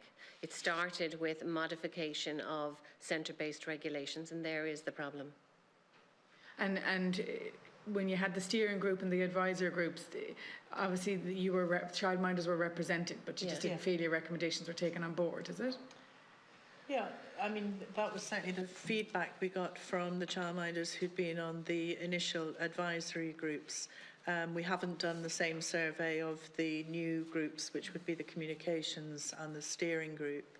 But I'd just like to make a point, if I may, and that is that childminding was working. You know, it really was, and I know it was working, but we didn't have oversight necessarily. But it hasn't been problematic. I mean, even now we checked with our insurers, and there haven't been any cases in the last 5 years against childminders. Now, I'm not saying, obviously, there are people who shouldn't be childminding. In the same way, there should be people who aren't teaching, or, you know, that's, we want to try and prevent that as much as we possibly can. And I think that's a part that this committee probably takes extremely seriously when we're looking at child protection, and we've had a number of sessions this year, and I suppose waiting for a problem isn't, like, it's probably good that we're being proactive here. It's taken 30 years. Absolutely. So we're dealing with some very sensitive cases in here that are, you know, 5 years old or 6 years old, and you only find out about them after the fact. So I think this is a good thing. It's just trying to but this cliff edge is coming, you know. The regulation needs to be proportionate and justified. I think it's that's where the tipping point is I think. If we could sort that out, I think that would be a huge... So when was Childminding Ireland's last engagement with the department or the minister? I can't tell you off the top of my head. I mean, I'm on the Ministers' Forum, but that meets quarterly, I think it is. I suppose, I suppose in the short time left to me, if he could come, before we would issue any letter from the committee, if he could come back to us on when exactly the department or the minister stopped engaging with you. Well, we haven't met this minister. We've never met this minister. So it would have been Roderick O'Gorman. We met regularly. Yeah. And you have requested to meet this minister? Yeah. Okay. Well, we can work with that. All right, we'll go into a brief second round. Does everybody want to come in again? All right, we'll go with the speaking rota. So I'm starting with you, Deputy O'Marco.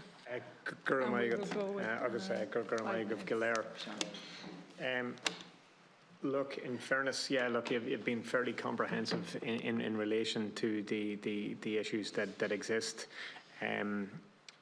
Right, if we go back straight away, obviously it's about what does quality childminding look like, and then we add whatever checks and balances are. I think we all get the idea of an emergency cover system that wouldn't work for childminders. I think we all understand that there is nobody who's going to design a battle plan to take kids a week or 2 weeks later to a park. That's just ridiculous. And sure, like you said, it was rules for centre-based childminding that was delivered to those that are childminding within their own home, and it's nonsensical in any way, shape or form. So look, in fairness, the chair is going to ensure that a letter is sent to the minister. I think that's required. I think the fact that you've had clarification, we'll discuss it in private meeting. Yeah, but I've no doubt, you know what I mean? Not that I would ever speak for anyone else.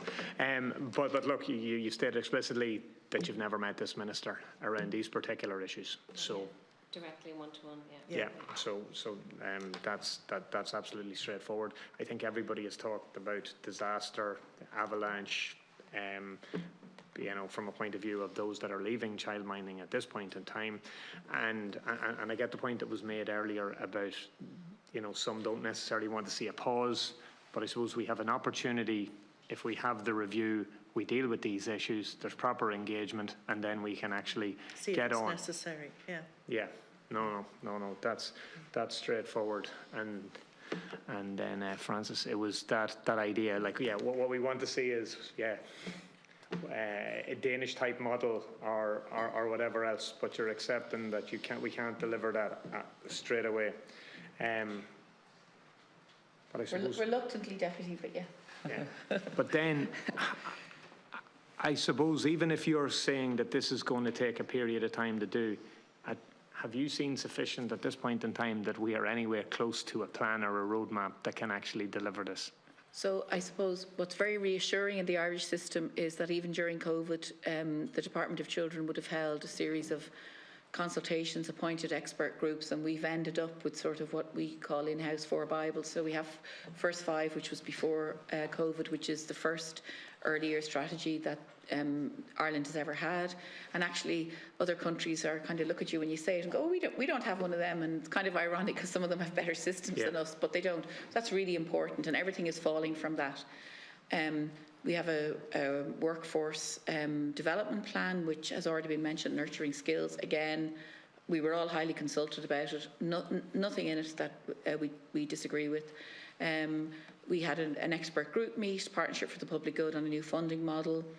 All of that has either been implemented or is in train, and we have the Childminding Action Plan. What we don't have, which is really frustrating for us, is we're missing that vision, and we sort of, if I could put it very simply, we kind of need that to be knitted. So there's no necessarily sequencing between them.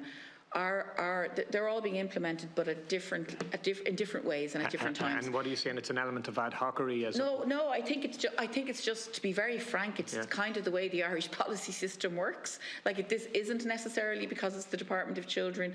It's just, you have a job every day, and it's to implement Plan A, and you're getting on with it, and so there's great leadership within the department. That's not what I mean. We actually believe it's political vision that's needed. That if there was a minister, a government, or a Taoiseach that was to say, this is where we're going, this is where we're ending up, whatever the answer to that is. So we've heard everything from, you know, creches may look like national schools, creches may be private-public partnerships, social enterprises, all of that.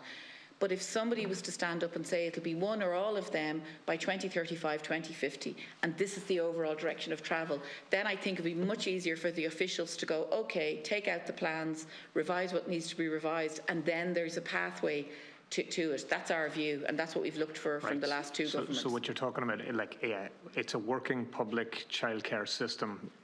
And again, you're accepting there may be multiple parts to it. There may be, and we have a context we're working from, which is we're 72% private in inverted commas. A chunk of them are ECHI only, but still legally they are. Yeah, but you're also talking then obviously about there's engagement with those that are in operation. There's obviously many private owners who have put a lot of resources in. You've also said an awful lot of private owners who would say they would be happy enough to shift it to a public system that worked, and that if their employees and themselves were given adequate compensation, and obviously there is the issue in relation to pay parity, right? But what you're saying is it's a minister who sets down datelines, guidelines, and then that drives it through, and that's missing at this point in time. Well, no, we think we need a government, and I think Deputy Farley said it earlier, it's more than one government's job. So, we need a government, a political leader to say it is our opinion, and obviously we would like then other political parties to fall behind it, so no matter who the Minister for Children is in 5 years' time, it'll still get implemented. So for us, it's not political party work, it's cross-party societal work that needs to be done, that vision, agreeing on that vision. You need to deliver on the vision, it can't be like Childcare that goes on forever. I'm going to continue in that vein. So if we're looking at it like this from a different point of view here, and we're looking at the ideal model, and I'm going to ask you all this question basically. What is the ideal model? Is the ideal model the Danish model? Is it? I know I've heard people going on about the Icelandic model, and I'm just wanting to feel what's your vision? What do you see as the people that are on the ground? You are the people that are carrying this. So that's where we need to go. We need to see what your vision is.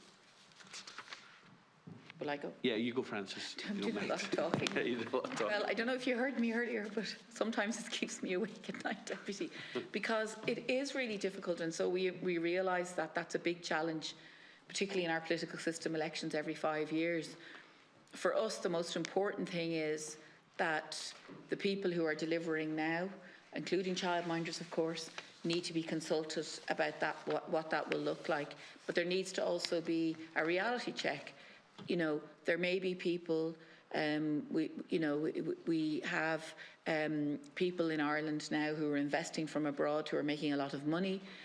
If there's more of a public model and more public management that goes hand in hand with that, their profits are going to drop. Mm-hmm. So all of that has to be considered. I think a big fear politically around that would be places would go and all of that. So we don't lightly say we need a political vision, but at some point somebody has to be that brave politician who will say, as I said, by X date, and we're going to co-create what that looks like, but we're going to keep in mind what's best for children. It could be that we end up with a number of different options. The state-led services could, from a governance point of view, look like a national school. You have a principal and so on. Yeah.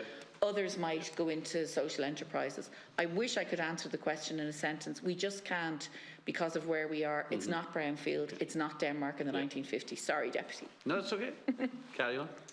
Yeah, I suppose I would bring to the attention of the committee that childminders relatively earn so little. I mean, obviously, you could be earning a lot in certain geographical areas, but again, we've done a recent survey and it's still coming back at €5 an hour average. Now, obviously, childminders are self-employed and they can make their own commitments with different families and different parents. And again, it could depend on where you're living as well, but the average is coming back strongly at €5 an hour. So we're not really in that for-profit bracket. So in some ways, we're mirroring a bit what you're suggesting anyway. But obviously, childminders would have to be consulted, and I'm sure they would be delighted if there was more investment that they could be earning more than you know, below minimum wage. Maria, if you don't mind. Yeah, and I just like, I suppose for us it's quite simple, like make it more possible for more people to childmind instead of making it impossible for those that are doing it. And that's the reality, you know. And that's what this system is going to do. We'd love, it's a huge opportunity. This is a huge opportunity for, you know, so many more people to be brought into childminding. But it's actually, this is going to reverse that possibility. Yeah. Something for you. I suppose from my point of view, and I suppose I'm conscious too that as a manager of a city and county childcare committee, I suppose we are the, you know, we implement policy. I suppose at a local level. I mean, when I think of my own county, which is very diverse, it's very rural in parts, Wicklow, and it's very urban. So I think it's not one size fits all in Wicklow. It's very different. I think we need childminders, we need community-led, state-led childcare facilities, particularly in areas where the private market isn't going into. And that is a lot of rural South and West Wicklow. And that's the reality. So I think it's a combination of a lot of things, I think is what's needed. And I think ultimately what we need to think about is the parents and the children who are attending these services, that their needs are being met. And I don't think it's very simple to say it's one way or the other. I think, particularly when I think of my own county, it's a combination of many things. Darren? I suppose my ideal model of childcare is, going back to something that Francis mentioned, it's that diversity. So if I want to send my child to a childminder, I can. I don't have to search. It is there for me. If I want to send my child to a Steiner, a Montessori, a play-based, any type, large, full day care, small, intimate services, that we provide high quality, accessible, affordable childcare to children and parents in whatever way that takes shape. Thank you. Margaret, and then we move to Senator Mike Kennelly. I suppose really how we regulate the model is why we're all here today, I suppose. Obviously there's hurdles, and I suppose really in rural Ireland, I suppose really every village and every town has a mayor or a childcare provider that has put many kids through their hands. And I take that, Karen or Ms. Sullivan, that we don't want excuse me, put a pause on it, but I think a pause has to be put on it. You know, 30 years trying to get to this far, if we pause it now, it could really undermine it. The child safety is what we all want, but pushing people out of the childcare market, it's a vocation. It's what people want to do with their lives is childcare, and they are being forced out of this, and that's why the numbers of the sector are going to drop out. I haven't got any dialogue of the letter that's going to the minister, but it's infuriating for obviously you guys and for childminders who you stand up for 3,300, I think is in your category, and this is awful disappointing that you haven't actually had dialogue with the minister and with the steering groups within that department, which bear with me if I'm right. Are we saying the review is coming out in the next couple of weeks? Well, no, the department are talking about hopefully getting things going, and they're hoping to do it as soon as possible. I know that much. I'm not exactly sure how long it will be. It was hoped for Q1, but obviously that hasn't been possible. So figures that you gave today. Sorry. The figures that you've given today, Bernard. Yeah. Have the department and this leading body, have they got all these figures? Yes. Yes. Yeah. And they still haven't come to the table. And no, not yet. No. Not yet. Yeah. And like a review of the regulations alone won't be enough. The review must be system-wide, because looking at how quality childminding works and how childminders can be supported to continue, and how to entice new childminders to start. You know, yes. And childminders, they really need to see that the department is willing to create a system that genuinely recognises how childminding operates, and therein is the problem.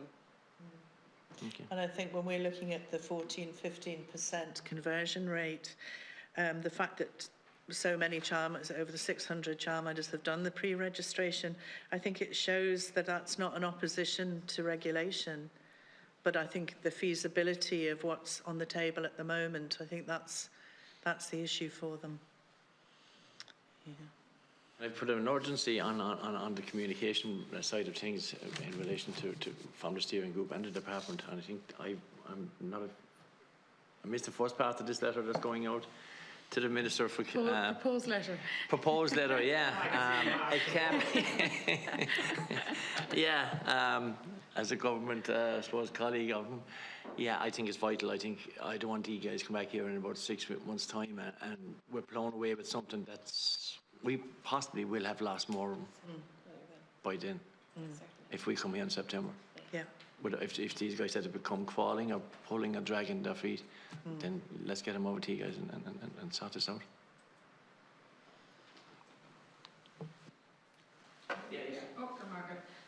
We have a member online. If you want to just put into the chat, if you want to take your speaking slot, I'll come back to you. We'll go to Deputy Clerk Coran. Thank you.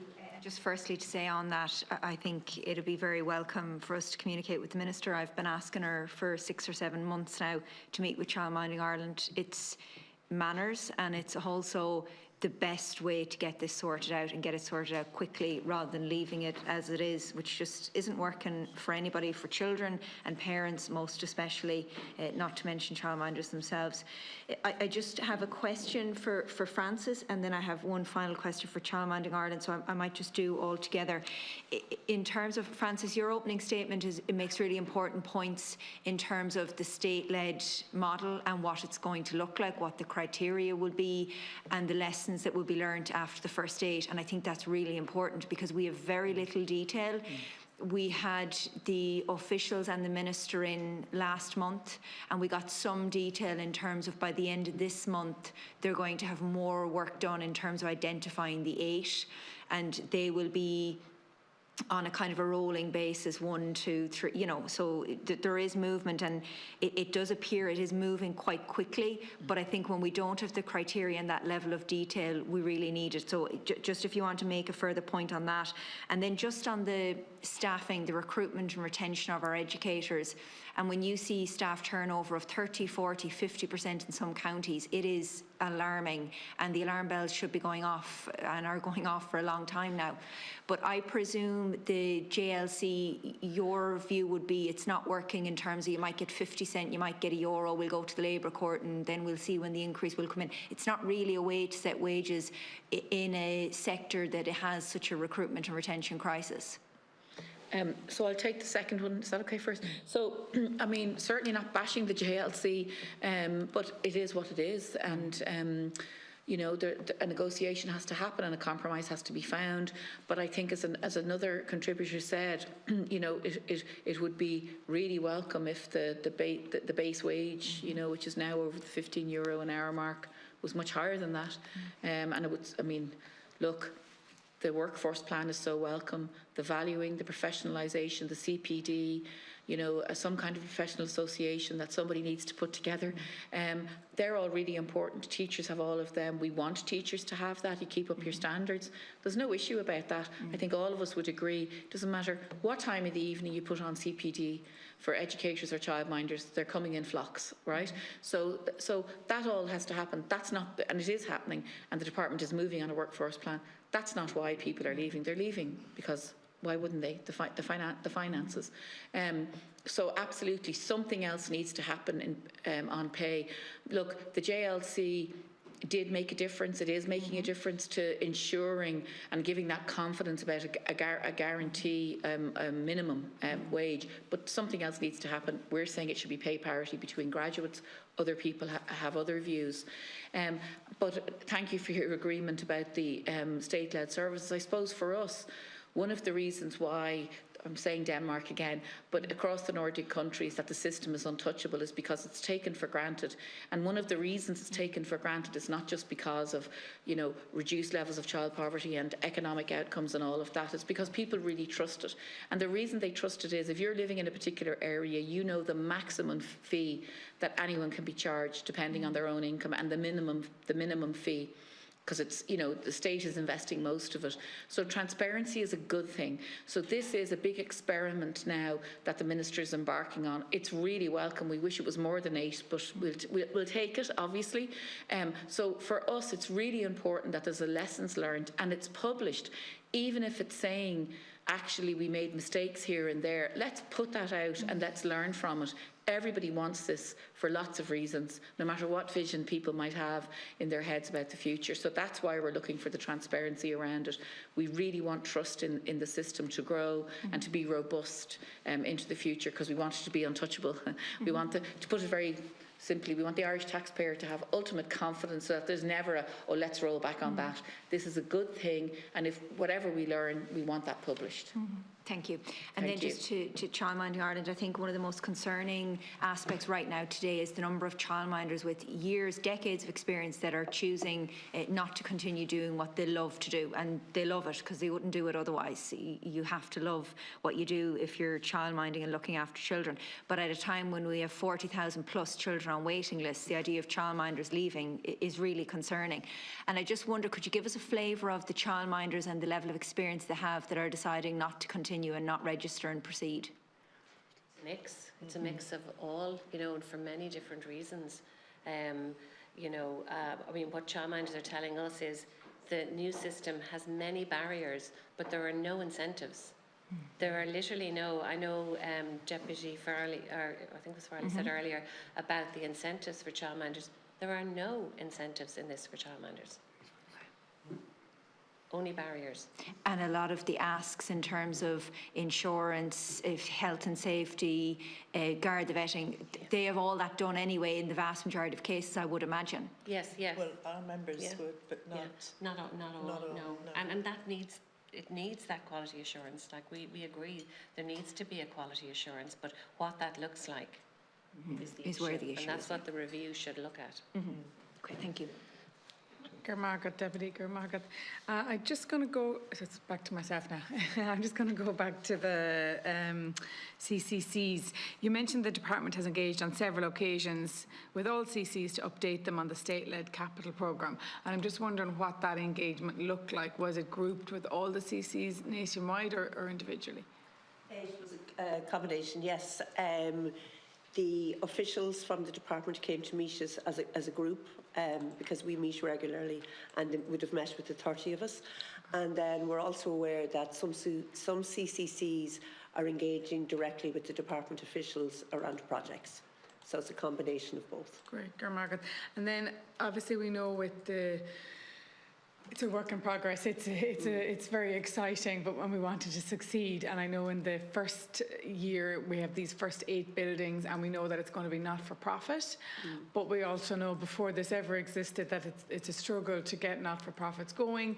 Perhaps the fact that the building will be provided and potentially kitted out, that will be some help.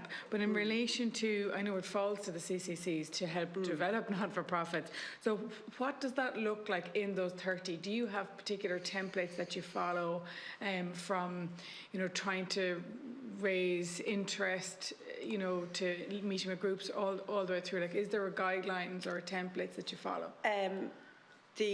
I suppose it depends on where it is and what it is that's needed. But there isn't a national document guideline template? We don't have a specific template at the moment, and I suppose because we're in the very early stages of this new scheme, I would think but so obviously this scheme is very new, but yes, you guys having responsibility for helping to set up not-for-profits isn't new. So, has there been... we would have some guidance documents in relation to governance. We would have those.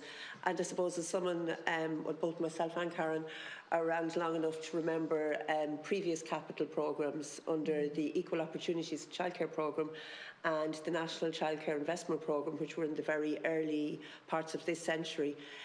We would have a lot of experience working with community groups, and like I said previously, and Karen mentioned too, that some of the groups we've been working with for 18, 20, 25 years.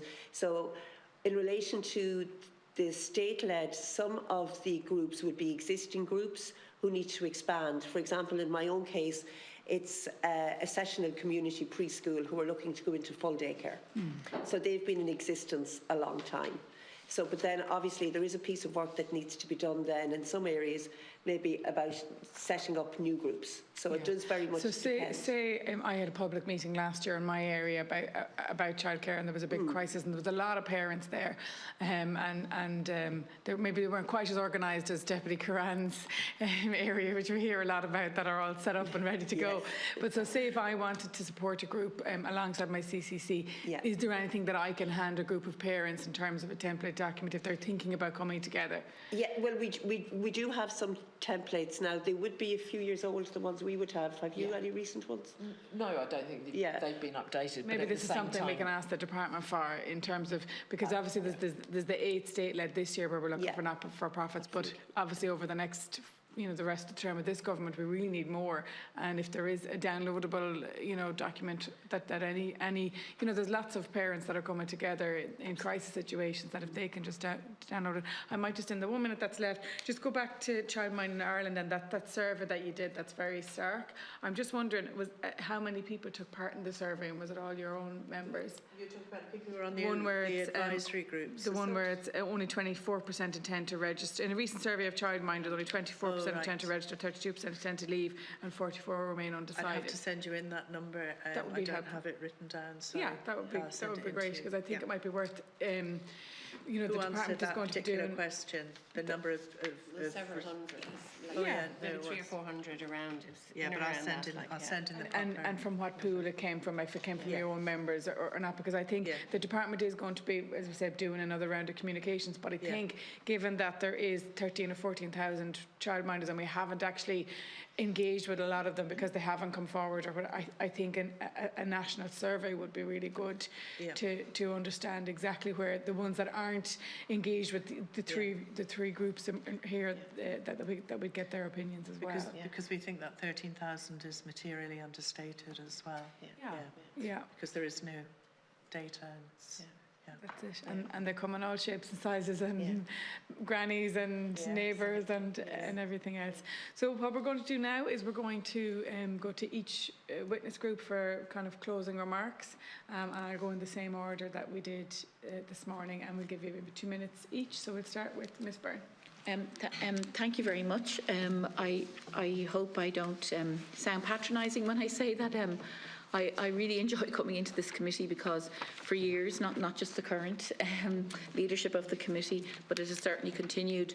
It's really appreciated. If you look at some committees, there can be, a bit of political footballing, and it never happens in here, and it's really appreciated. And I think that, we watch the committee very carefully, and we know you've been looking at outside our bailiwick, except it's part of our work every day, which is child safeguarding. I think that's really welcome that this renewed committee has taken that focus. So I just wanted to take the opportunity to say that, because it's our first time in with the newer committee. Look, I think Early Childhood Ireland's policy asks are very well known. We want a new investment target. We're not looking for anything to happen overnight. Within that investment target, we want to see pay parity. We're very open to listening to other proposals around pay, but it's absolutely where it's at. It's the #1 priority. And as you've heard me say, and I'm sorry you'll hear us say it again, we really would love that political vision. And we really hope that Shaping the Future is going to allow that broader discussion. The truth is, even though Early Childhood Ireland has, covers about 80% of creches in terms of and settings in terms of our membership, the truth is nobody has done that groundwork to even survey people around what would you like. And I don't even think it would be fair, because we need to have a question about a reaction to something. So we recognise this is complex work, but overall it's really important that societally, which is why we think there could be political agreement about it, that we accept and recognise that early years and school age care is a public good, and that we move towards whatever that looks like to ensure that, as I said earlier, every child in their own community has access to high quality experiences. Thank you so much. For Margaret, Ms. Byrne, and now I'll go to Childminding Ireland. Thank you. So, Deputy Senators and Chair, thank you so much for your questions today. They've been challenging and thoughtful, and we really do appreciate them. One of the biggest challenges really is the disconnect between how policy has been designed and the day-to-day reality of childminding. Many childminders tell us they simply do not see themselves in this new system for a number of different reasons.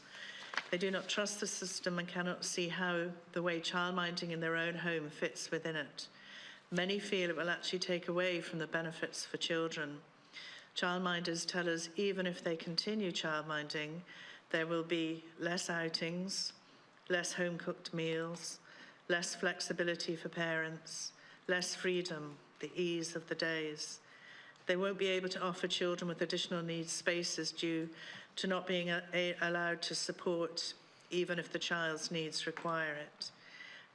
So I would just take you back, if I may, to our 4 asks. We're looking for a system-wide review, independent review oversight, genuine input from childminders themselves in shaping solutions, and a pause before mandatory registration in 27 to allow this work to be completed. Thank you for your time. And now we go to the City and County Childcare Committees. Thank you very much. The first thing we'd like to do is thank everyone for giving us the opportunity to come here today. We really appreciate it. From our point of view, because of the work we do is to actually implement national policy locally, I suppose we're in a bit of a different position. I think that what we would like people to realise is that we are here to support and advise all stakeholders. That's parents, private providers, community providers, potential providers, local authorities, any other agencies who may be thinking about getting involved in this very exciting state-led opportunity. So if anyone has any projects, any senators or deputies of any projects that you know of, and I am aware of some of them obviously in some of the counties, but the county and city childcare committees are there to support people through this process. So I suppose what we would really like to see is that where the needs of all parents and children are met throughout the country, and that there is enough affordable, high quality, accessible childcare available, and that could be in many shapes and forms. And I suppose because we work on the ground, we do realise that there are challenges, a lot of challenges, and it's going to take a long time for us to get to the stage where we can minimise them, because there will always be challenges. But it's how we deal with the challenges and we look for opportunities within those challenges. Thank you very much. Thank you to all the witnesses for the really engaging conversations today, and apologies for the challenging questions, but they're all necessary as well. And I think it might be just nice to take a moment to thank everybody who is working in this sector, especially our childminders on the ground and childcare workers within the centres. They're doing amazing work. We need a lot more of them. I'm just back from a trip to the States on behalf of the committee, and we have a long way to go here in Ireland, and maybe we're behind in Europe, but certainly they were very envious of our ECHI scheme and a few other things that we have going on. So we've a long way to go, but we do have absolutely fantastic providers here, and childminders in Ireland as well doing great work. So Gurumila Mahagut, the meeting of the Joint Committee now stands adjourned until next Thursday, the 26th of March, when the committee will meet in private session. I know that the Daffodil Day is having a morning in the coffee deck, so our witnesses might like to go there. Slán go fóill.